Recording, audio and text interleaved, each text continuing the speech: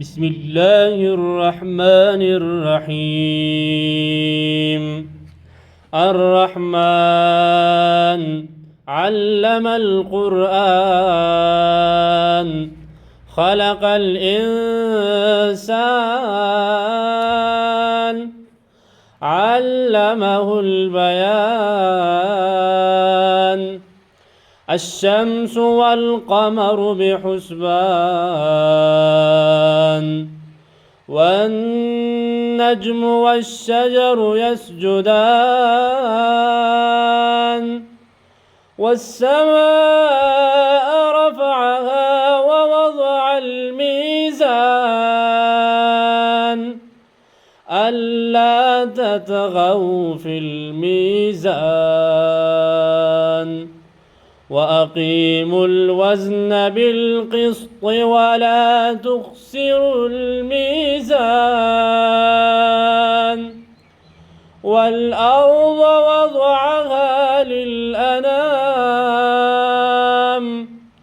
فيها فاكهة والنخل ذات الأكمام والحب ذو العصف والريحان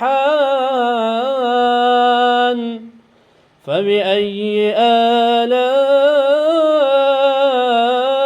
ربكما تكذبان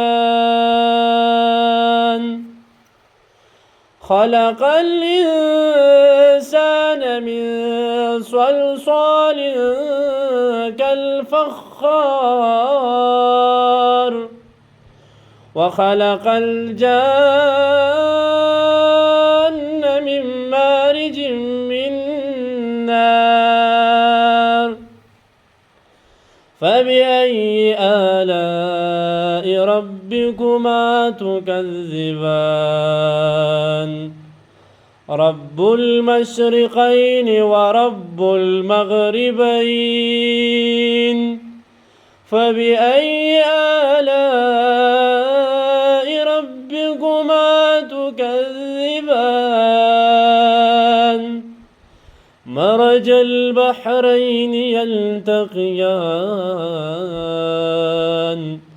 بينهما برزخ لا يبغيان فبأي آلاء ربكما تكذبان يخرج منهما اللؤلؤ والمرجان فبأي آلاء ربكما تكذبان وله الجوار المنشآت في البحر كالأعلام فبأي آلاء ربكما تكذبان كل من عليها فان ويبقى وجه ربك ذو الجلال والإكرام